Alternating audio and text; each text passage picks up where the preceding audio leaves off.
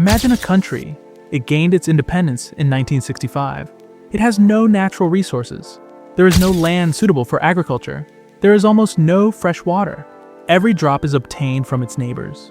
A large part of the population lives in shantytowns. Unemployment is at 14%. The state budget is only enough to last a few weeks. Its neighbors are hostile, trade routes are closed. The chances of survival are almost zero. What if I told you that in 60 years, this country will be the fourth richest country in the world? That per capita income will reach $49,000, and it will have the most developed infrastructure in the world? You'd probably laugh at me. But this story is true. This is Singapore's success story. So how?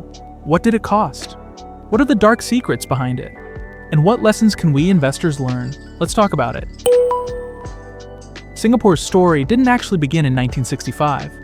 In the 19th century, it was a trading post for the British East India Company. The British declared Singapore a free port, zero taxes, no restrictions. The result? Within 4 years, tens of thousands of traders flocked there. Chinese, Indians, Malays, Arabs. Everyone came. Singapore became the region's most important port. In 1869, the Suez Canal opened. The distance between England and China was shortened by 5,000 miles. Traffic in Singapore exploded. As rubber and tin production increased in Malaysia, Singapore became the center for processing and distributing these resources worldwide. By 1900, the population was 200,000. Singapore was growing wealthy, but this growth stalled in the 20th century. World War II arrived. In 1942, the Japanese occupied the island. The 3-year occupation was horrific. When the war ended in 1945, Singapore was in ruins. The British returned after the war, but the old days were over. Chaos reigned on the island. Slums spread everywhere. Opium addiction became widespread.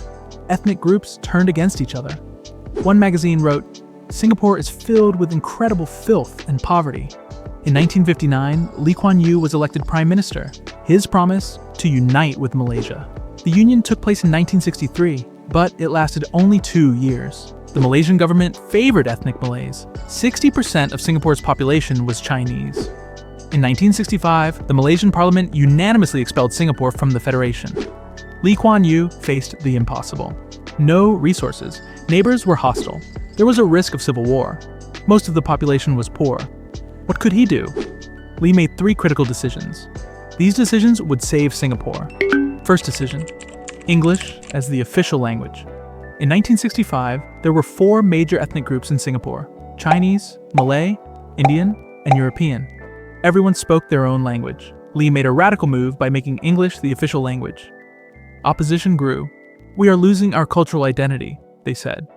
But Lee's goal was to integrate into the global economy, because English was the language of international business.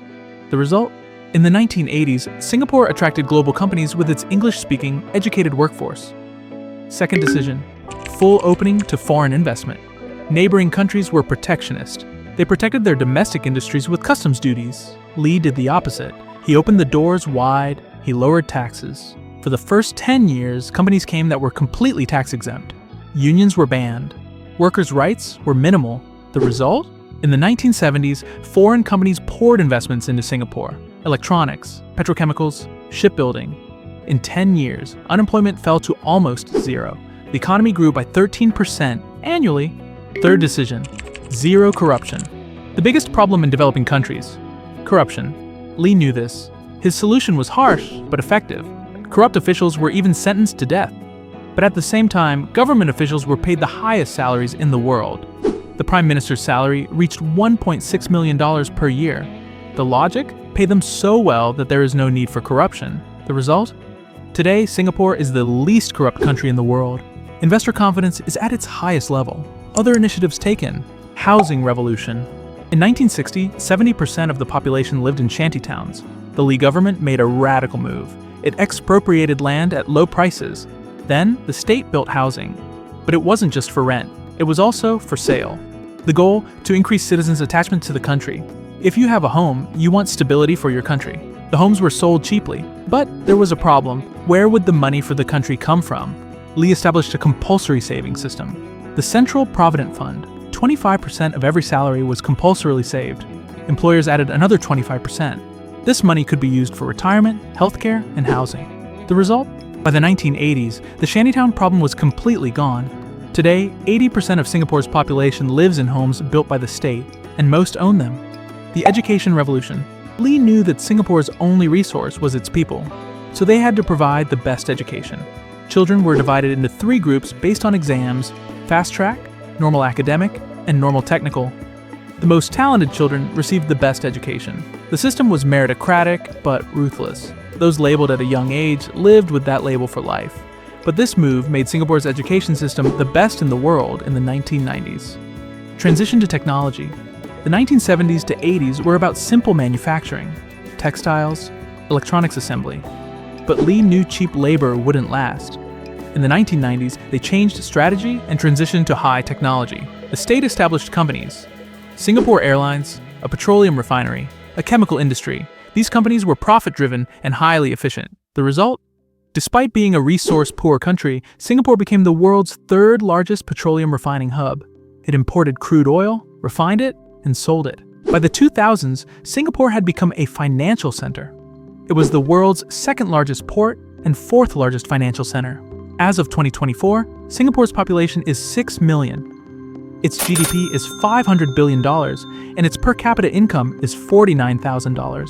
Its infrastructure is the best in the world. Its education system ranks 1st in the world. But beneath this bright picture lies some dark realities. First is the housing crisis. Government housing was once a lifeline, but today there is a crisis.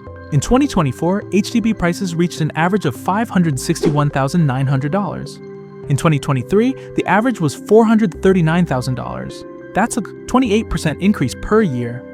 Private housing is in an even worse situation. The average price is $1.2 million. In 2022, rents hit a record high. Some people spend 60 to 70% of their income on rent. The younger generation cannot afford to buy a home. According to a report by the National University of Singapore, 12% of the population can no longer even meet their basic needs. The culture of burnout. Lee Kuan Yew made hard work a civic duty. We must be twice as good as the rest of the world, he said. The result? The kiasu culture, meaning the fear of losing. Kiasu means the pressure to be perfect in every area. At work, at school, in social life, it's the peak of competition. A survey shows that 40% of Singaporeans are considering leaving their jobs for work-life balance. 61% are experiencing burnout. The situation is even worse for children. According to the Mental Health Institute's 2024 report, 16% of children aged 4 to 21 show signs of depression or anxiety. The reason is exam stress. The streaming system was abolished in 2024, but the culture hasn't changed. Families put pressure on their children. Suicide rates among school-age children are rising. Demographic collapse, high costs, stress, long working hours, and consequently, no one is having children. Singapore's fertility rate is 0.97, the 2nd lowest in the world, just ahead of South Korea.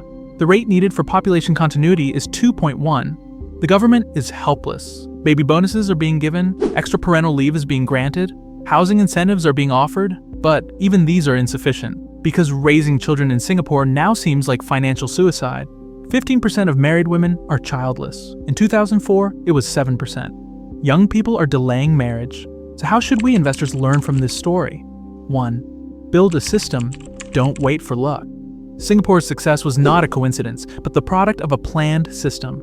Trust principles, not coincidences. Long-term planning, discipline, and compound gains are the strongest strategies.